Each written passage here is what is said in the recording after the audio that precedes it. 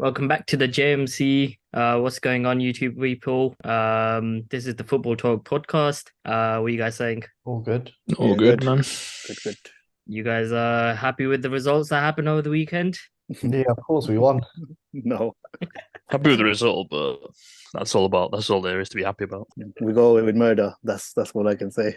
So let's kick off with the Arsenal Chelsea game. Arsenal played at the Stamford Bridge. So Nish, you'll give your take on how the game went. I think our performance reeked of absolute arrogance. We thought that we could just turn up there and turn them over, but Chelsea showed that they have improved this season. You know, they literally stifled us. We couldn't we ran out of ideas. The first goal, I think it was definitely a penalty. Because there's this rule again about unnatural position and everything, but it did hit his hand, and I thought it was a penalty. I saw a couple of people say that it wasn't, but to me it was. And then the second goal, it might be a fluke, but I don't understand Raya's position. Yeah, that was awful, and yeah, we just could not get into the game.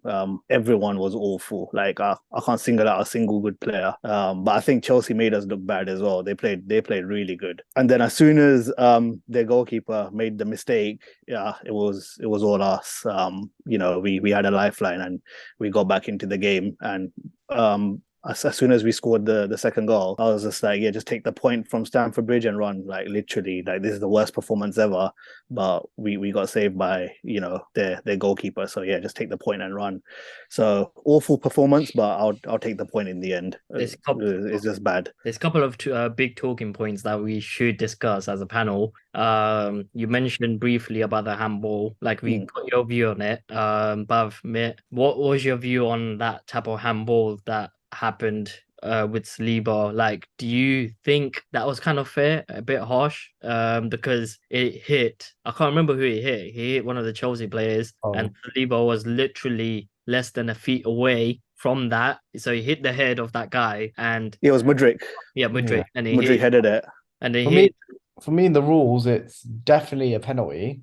I think it should be a penalty anyway. But I can. What would have pissed me off is that when you watch where the ball was going, it wasn't even going to go in. It was literally going to go away from goal. So the only thing I could be pissed off about was that it wasn't on target. Because then what that could start leading to is people could just start aiming the ball at people's hands or whatever. That's where they could start aiming at, and then they'll get a penalty out of it. But in current rules, it was a penalty.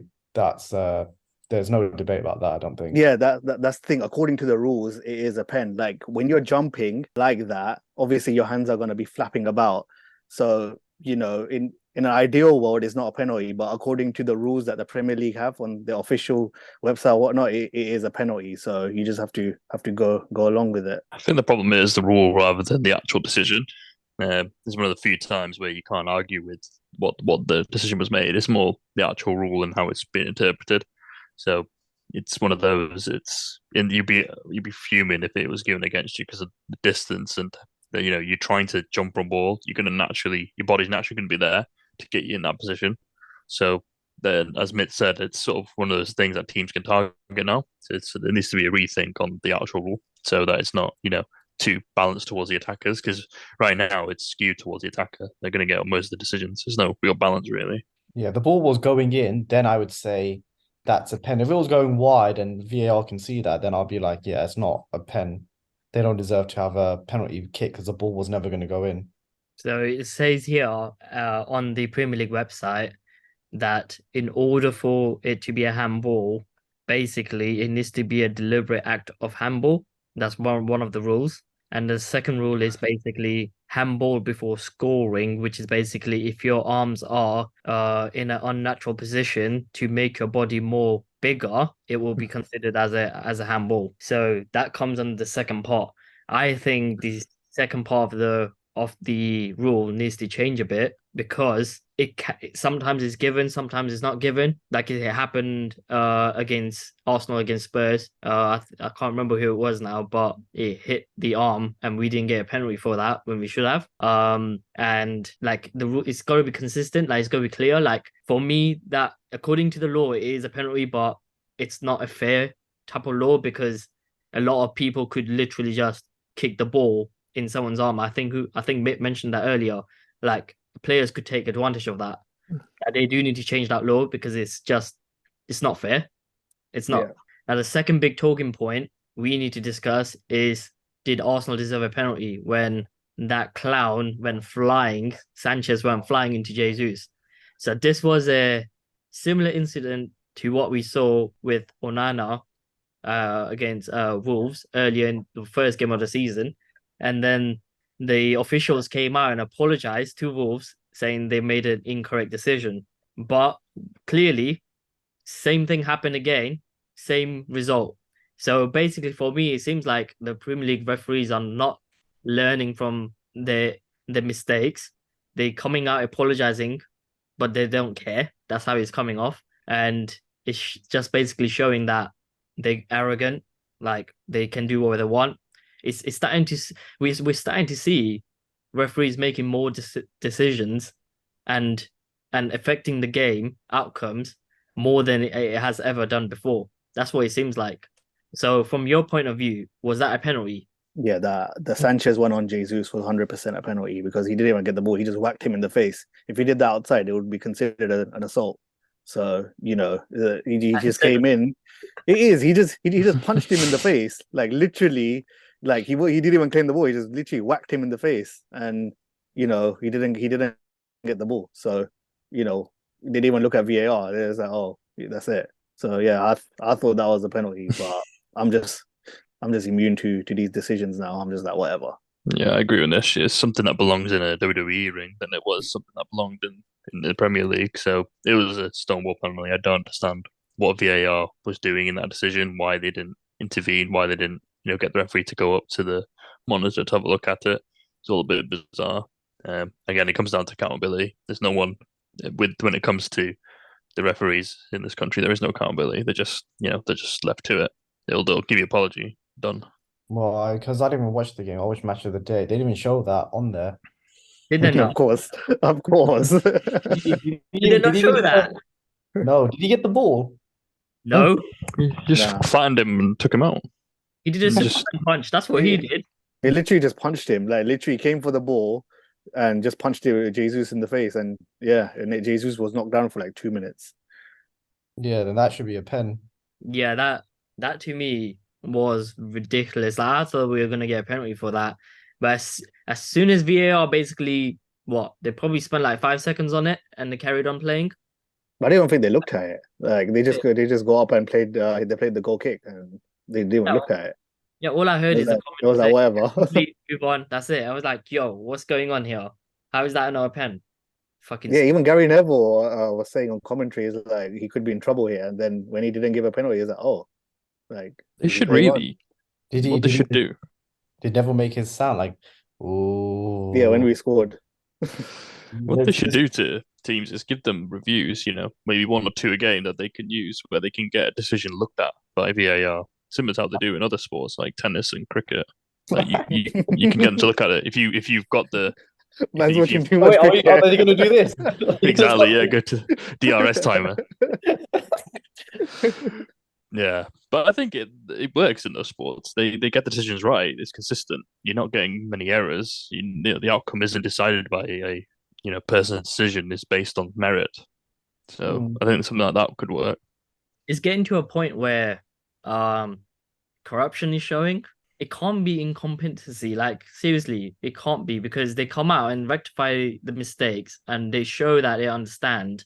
But when it comes to real life decisions at that point in time, they actually just make up their own rules. Like I think like when was it? The other day when I can't remember the game now, where it was against Liverpool actually, where Liverpool basically scored a legit goal and then they basically decided that it's not a goal and they carried on playing. Tottenham one. Yeah, Tottenham one. Yeah.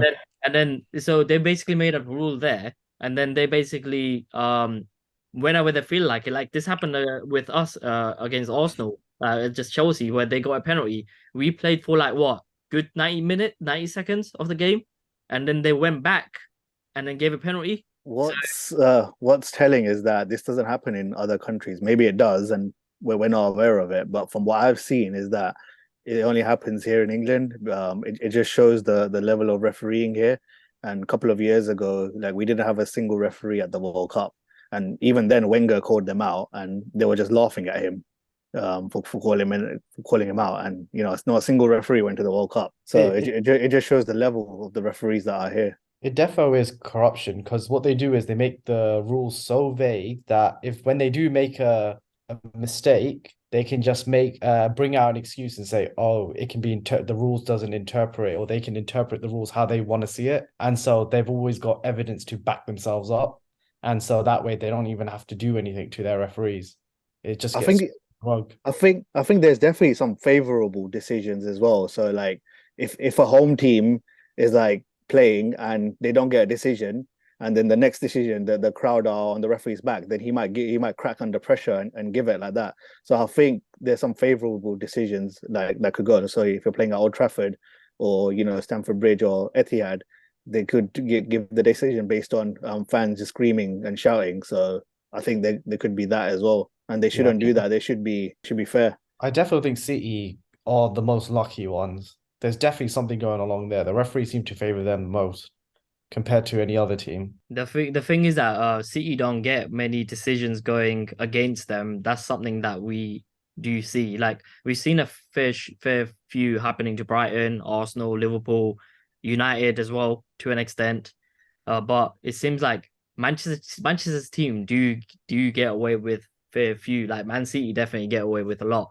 I think I was watching this Howard Webb's I think it was in Sky Sports where he was I don't know if you guys seen it, but he was explaining why Kovacic didn't get a red card against Arsenal for that high flying tackle.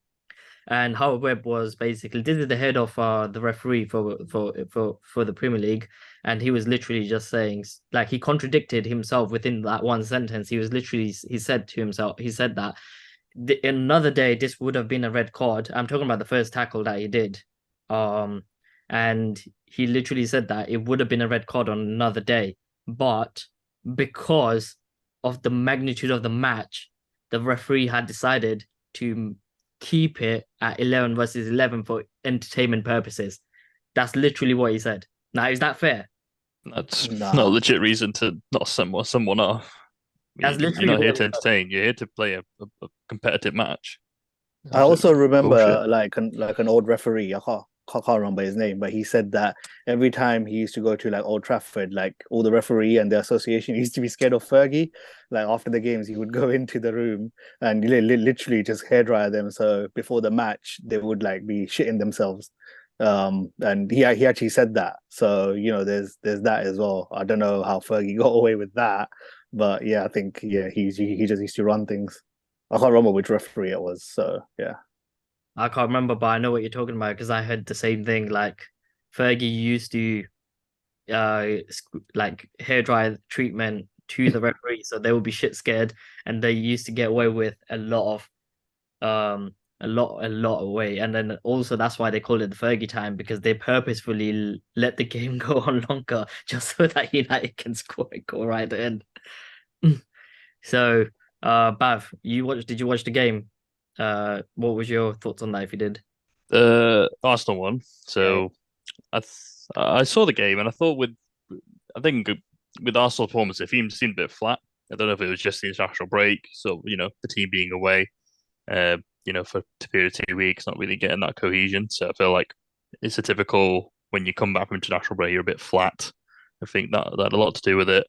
But they ground in and they got the point, something that may not have happened a couple of seasons ago. So I think they take the positives from it. I don't think it's a theme that's going to carry on. I think it's just a one-off performance. I think Chelsea played well. I think they hassled and harried in the midfield compared to, what they've done in the past. I'm not sure how much Jorginho contributes in the middle. I think he's a bit of a passenger compared to someone like Partey. So I think that might be a concern if Arteta wants to persist playing with him in these high, in the top 6 games.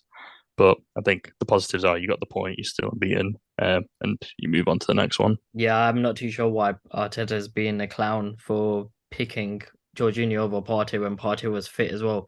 Unless it was due to the fact that Partey wasn't ready from international break, that could be a reason why. Partey didn't even feature. He didn't get a single. Yeah. Our best He midfield. played some minutes for Ghana as well, so that's what I was wondering why he didn't play. He did play for Ghana, so I don't know if he's resting him for Sevilla or don't know. Well, Probably is resting. may- Yeah. maybe he But can't play 3 games a week because he's injury prone. and he's also cocky as well, like playing Jorginho at Stamford Bridge, thinking that we can get 3 points there. That shows a bit of arrogance. Show a bit of more respect. Jorginho knows how Chelsea plays, so he knows everyone there. So he should have been able to control the game, kind of thing. He'd know how everyone thinks, what they would try and do, and stuff like that. There's a Well, whole new team now. It's a whole new team since Jorginho left. He left in fucking January. And a new manager.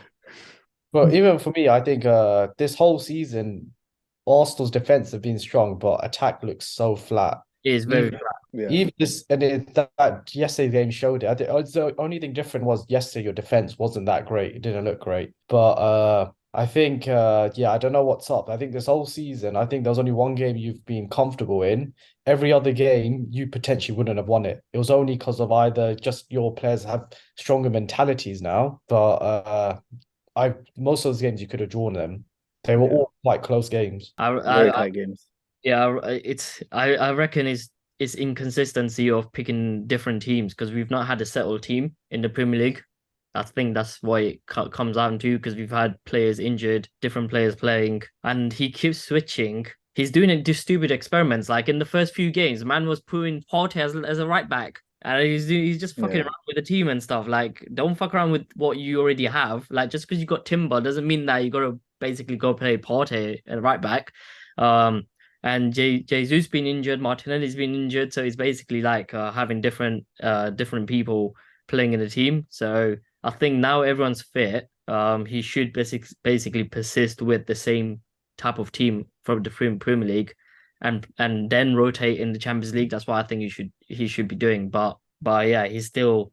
I think we're not going to win the title because of that reason. Arteta is going to just shoot himself in the foot by doing stupid things, basically. Trying to be a Pep, basically trying to play Bernardo Silva right left back. He's just trying to be too clever. All right, let's move on to the next game. The big derby up north. We had the Merseyside derby, which was Liverpool versus Everton. Mitt, your thoughts on the game? You must be really happy. Yeah, I thought as soon as they went down to 10 men, I thought it was a guaranteed win. They did defend well. All they did was park the Ross out the whole game.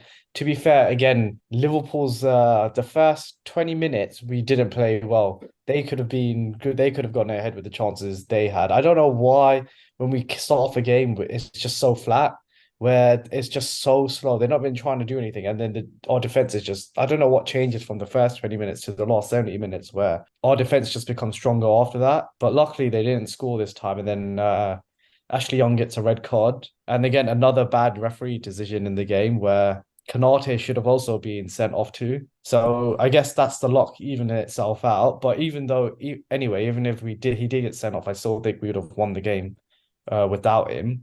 But yeah, I thought it was a good performance. I thought it was always going to be an easy win for Liverpool. Everton aren't great. They are struggling with the other crap teams below in the bottom five. But yeah, I thought we deserved to win. I thought Diaz played really good and Salah's just found his shooting boots again and he's just scoring every single game. Must have in your FPL team. Time to captain him next week. Time to bring it in for me. Wildcard time. Bav, your thoughts? Yeah, I think it's business as usual for Liverpool. They always seem to turn over Everton. Everton never seem to put up a fight.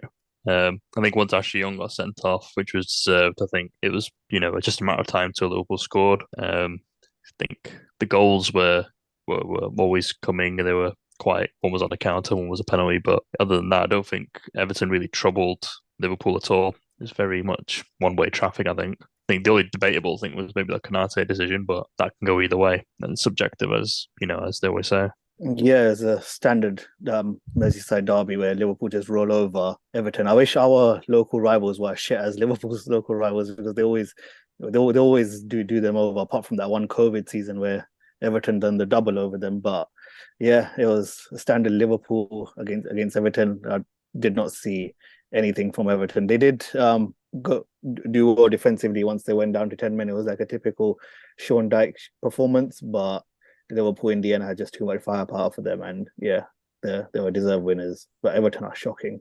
Ashley Young in 2023, that's just shocking. He shouldn't be playing at this level. What I'm gonna say. Yeah. He's too old, man. You know you're in trouble when you're having to play Ashley Young. I fear for Everton if that's who they're relying on this year. But they got four worse teams than them, so they're lucky. They'll just survive by pure shitness of the other four teams. They're just less shit than the other three. Yeah, Everton. That should be Everton's rivals. You know that. So yeah, just before we move on, one of the big talking points, Konate, red card for you guys? Yeah. Definitely But second again, yellow, but it was like I can't remember. Bavil Nish said it is they crack under the voice of the crowd. So if we got sent off, then and it wasn't a red card, that referee might have lost his job because there have been so many errors against Liverpool. So if that wasn't a red card and he sent him off, then that I wouldn't be surprised if the Premier League said you're just gonna have to be the scapegoat and we're gonna have to fire you, just so we can show that we're not against Liverpool, basically. I think Liverpool will get a lot more favourable decisions now, just to compensate for what happened against Tottenham. So I think going forward, I think Liverpool did the right thing by putting the pressure on with the media and everything. I think that's something we need to do. And we still haven't done anything. We should be doing that because we're getting shafted with every game so far. It's happened against City, happened against Chelsea. Yeah. It's literally happening every week. Like, these are big calls, you know? Exactly, yeah. We need to do that, but we're not going to. I wonder if Klopp will offer a replay to Everton after that decision. If the replay does happen, when do you think it should take place? To be fair, I would be happy to give a replay for the Everton game if they let us replay the Tottenham game. That's because it would be the same outcome anyway. It would be the same outcome 9 times out of 10 anyway. Bend over for you anyway. And that one time they'll basically come and beat them. And that was during when there was no fans. So no one saw that anyway. It was behind yeah. All right. United's game against Sheffield United. Do we have to talk about it? No, I'm joking. It was talk about the shitness if you don't want to. No, it's fine. It was one of those, as I described on the last one, it was a very tough. The United made hard work of that against a really, really poor side. Like Sheffield, they didn't offer anything, and we still gave them a goal through a penalty. So that just says all you need to know. The passing wasn't on. Sheffield, I think, for the first half, were probably the better team as well. They're pressing quite well, winning the ball in like promising areas. United just looked very flat and just typical of their performances this year. I think the only key thing was that they didn't, concede many more. But in the second half, they gained a bit of control, and Sheffield returned to their regular selves, which just being pure shit. And Dallo came up with a bit of magic, but there's nothing to write home about. Just just to be thankful for the win and then just move on. Yeah, United are making hard work of these games. They should be going to Sheffield and walking them over like Newcastle did, but they really struggled, and it took a worldie from Dallo to beat them, and I don't know, like they are getting the wins now. They've got 2 back-to-back, but there's some tough games coming up for them, so they could potentially climb up the table, fall down, who knows, but with these performances, they got the Manchester derby next, so City could roll them over. So who knows? But they got Champions League in between that, so I think that's their focus first. Go on, mate. I don't know that it was an open game. There was a lot of chances in that game for just the 2-1. I thought first half, like Mike said, Sheffield United had the better chances. Well, I thought they had the better chances, but the second half, I thought Man United stepped up and they dominated the game. It was only about amount of time before they got that goal. Every single shot, most of their shots all came from outside the box, but all of them were decent efforts as well. Hit the ball. So, yeah, I do think. But the bad thing is that you've got Rashford, you've got fake Haaland, you've got all of these people up front, and the person that actually scores all the goals is Scott McTominay. Yeah, it's like one of those, isn't it? And no United fan would say, "Oh, I want McTominay to play," but he seems to be the only one that can score goals for them. So yeah, I think he's gonna. I think that I don't know. I think they're gonna roll over for City. If McTominay is the solution, I just don't know what I don't want to know what the problem is. That tells you all you need to know. Want to ask the panel this question: what is wrong with United? How do you see Ten Hag making changes to make you guys click? Because you guys are performing worse than last year, and he's meant to be a savior to make the team click. And you guys do have a decent squad. So what is going on? Like it doesn't make sense. It's twofold. I think one is just he's playing too open. He hasn't got the personnel to implement that style that we talked about in preseason, trying to control the game. And secondly, is the injuries. Like they go part and parcel. You can't play a system where you haven't got your players fit. Like we've been playing with makeshift defense pretty much the whole season. Like Evans should be starting, Maguire shouldn't be starting. And who we got a left back? Was it Lindelof playing a left back? And Dallo as well. That's a whole new back four. It's just causing a lot of uncertainty, and you can't progress the ball. If you're gonna have to play like that, you have to play a lot more defensively. Have Casemiro sit, don't have him go like playing box to box, trying to be that all action combative midfielder. Just sit deep. What we did last year.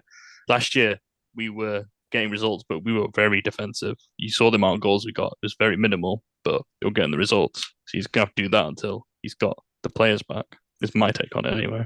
I don't know. I think when I just look at the team, I don't know what's good about them. So goalkeeper, I think he's crap. He nearly had a howler yesterday. Centre backs was good. I think Martinez and Varane are really good. When them two both play, they look quite solid. Right back, left back, I don't see that as top four material. Midfield, I saw Casemiro doesn't want to be there at all. Well, rumors of it.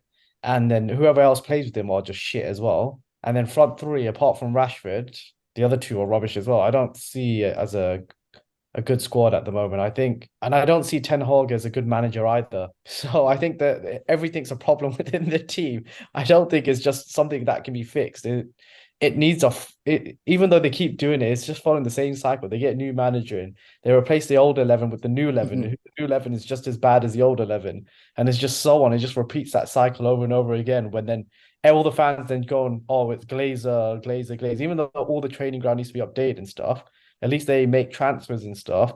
If they actually stop spending on the transfer, they could just put it all onto updating their training centers and all of that, and then develop the players that they've bought rather than just recycling them and just spending money on transfers. Yeah, I don't know what's wrong with them either. I think I don't know if Ten Hag's the head coach or the manager, but if he's the manager, his player identification is not great. Like, if something's not wrong, he'll just go back to Ajax or PSV and try and pick a player out from there. So that's why he thinks I think he needs someone to help him out, like a director of football by his side, to help him identify players, or say, I want a ball playing centre back. So, the director of football can, identify that player. I don't think one man can do everything. Well, in some cases they can, but I don't think Ten Hag is that person or that personality. Yeah, Plus, off the field issues don't help either. So yeah. yeah, it's strange how United always have off-field issues. Like you don't hear that from Arsenal's camp, Liverpool's camp, City's camp. It's always United. There's always something going on with you guys. Like for the last 4 or 5 years, there's always something going on. Like you had the Greenwood issue, then you had the Rashford thing about he's concentrating too much on outside of football rather than football, and then you had the Sancho issue now as well. Like Yeah. Ronaldo doing interviews. going on. Was it Anthony that beat up his girlfriend as well? Yeah, Anthony, Ronaldo doing interviews. Oh yeah, that as well. Yeah. What is? I don't understand. Are you Then guys? there was that Pogba thing as well. Yeah, but Yeah. I forgot about that pog bitch. Harry Maguire. They need to go down what the Arsenal did. You went Arteta came in, they cleared out all the rubbish. Like when he came in, got rid of all the bad personalities. He got rid of Özil, he got rid of Aubameyang, got rid of Lacazette. He cleared out all the bad eggs in the club. Because let's be honest, before Arteta and before he cleared everything out, Arsenal were literally the same as us. They had a lot of it was a circus post Wenger, and even during some of the last years of Wenger. So it comes down to just trusting him, getting the personalities he wants in. And I think is it Edu who helps out Arteta having somewhat a strong personality to oversee the footballing side of things and buying the right personalities for the group. It just seems to be at the minute it's Ten Hag's players, and there've been a few of them have been quite a few duds. Look at Anthony; he's just not. He's just been absolute crap. He's not performed at all in the United shirt. He's not done anything noteworthy. Martinez has been good, but he's done a Beyblade thing though. Done a Beyblade thing, yeah. The only good thing he's done was his debut. That was it. But other than that, there was nothing to him. Like that was about as good as it got. Sancho, very poor professional. Again, that's pre-Ten Hag that they identified him as a player, but surely you would know what he's like. You get references. There's just been a bit of a mismatch in the signings, and that plays a big part. If you're not recruiting the right people, it's going to lead to a lot of negativity in the performance of the team. All right, let's basically get to the prediction stuff. So this is where we basically try and predict the scores on weekly basis for our favorite teams. So Mitt will update you with the latest scores that we currently are on the leaderboards. I'm assuming Bavik's first, and I have no idea how I performed this weekend, but we'll find out. So Mitt, here's the floor. Yeah, Bavik killed it this week. He got 2 correct score lines, not just results. Well done. So, yeah, and then everyone else got just 2 results. That was it. So because of that, Bavik got 6 points this week, while all of us only got 2. So Bavik's now on 29. Nish is on 25. Rish is on 24, and I'm on 19. 10 behind Bavik. What scores did you get right? I think it was the United one and the Liverpool one. Yeah. So Liverpool could have gone either way because Nish had 1-0 until 97 minutes. Until 97 minutes. I had 3-0, and you had 3-1 or 2-1, one of those. But we can go through this game. So United, Manchester derby. Bavik, what do you predict? It's gonna be it's gonna be a tough watch. So Where is it going. Oh, you've got to watch It's it. Old Trafford. It's Old Trafford. 20 minutes. Yeah, you're gonna watch it. Yeah, I'm gonna have to. I need to do the analysis for this podcast. You guys making me watch it. You don't have to watch it. You can just I can watch. Guys, it's probably easier to watch it in real time because there's the hope. The highlights probably make it even worse. But I think it's gonna be a bit of a stroll for City. I'm going for 2-0 similar to what they did a couple of years ago. They'll dominate, but they're not going to score. They'll conserve their energy for more pressing teams. More pressing. They're waiting for Brighton. Yeah. Who have they got? They got the Chelsea coming up in a couple of weeks, and I think they got Liverpool, so they'll save the energy for them. Fixtures now, Man City. Nisha, what do you think? I don't think Man City have a good record at Old Trafford. But going by recent form, I can only City haven't been that great either, but they got Rodri back now. I'm going 3-1 City. All right. Bavik, what's your defense? Oh, who's going to be in your defense the weekend? I think it's going to be. I think Varane's back, isn't it? Varane's back. Reguilon will be playing, and it'll be either Evans or Maguire and Dalot. So it's not a very good defense. He's playing centre back. Varane just came back. Clean sheet there. Right? He might play part of the game. Yeah, part of it until someone gets a red. Okay. I think there'll be a red. Casemiro will be back, I think, though. Okay, so say no more. From that, I'm gonna go. United will score 1 goal, so I'm gonna go 3-1. City. I'm gonna go 2-1, and then for the Liverpool game, we've got Nottingham Forest. Bav, who do you think? What do you think? Ooh, trying to think. That'll be a comfy victory. I'm gonna go. Your defense is decent again, so it's probably 3-0 Liverpool. Nish? Yeah, it'll be a comfortable victory for Liverpool. I'm going 2-0 or 3-0. I'll go 3-0. Ooh, at home as well. Salah hat-trick. I'm gonna go 2-0, 3-0 as well. Yeah, 3-0 Liverpool. So I'm the only one that's gonna be different. I'm gonna go 2-0. You have to be. You have no choice. You may as well go 2-0 Forest. Could be that different. Or 1-1. Or 1-1. Imagine Forest score first. Well, fuck then. We're all done. And then who's also facing? Sheffield United at home. At home. Bav? That's another comfy victory there. I'm gonna go 2-0. Oh, not if we play like we did against Chelsea. But Sheffield are even worse. They're one of the worst teams in this division. Yeah, I think it'll be okay. I'm going 3-1 Arsenal. Wow, man thinks we're gonna concede. I think we will, yeah. We will concede. I'm gonna go 4-0 Arsenal. That's how confident I am. That means it I'm has to be a 4-0. I'm taking the middle route for all of you. I'm gonna go 3-0. Wow. Man just tucking right there in the middle. Yeah, it's at Emirates Stadium, and I don't think we'll play our strongest team, but we'll rest some players. But 4-0, like their defense is shocking. I just don't understand how new Man United struggle against them. But you guys played away as well, didn't you? That's probably Yeah. fine as well. Yeah. All right, let's wrap it up, guys. All right, guys. Thank you for watching our show today. If you guys enjoyed the show, show us some love. Please subscribe to the channel, give us a thumbs up, and also make sure you hit that notification bell. And we will see you guys next week. Peace out.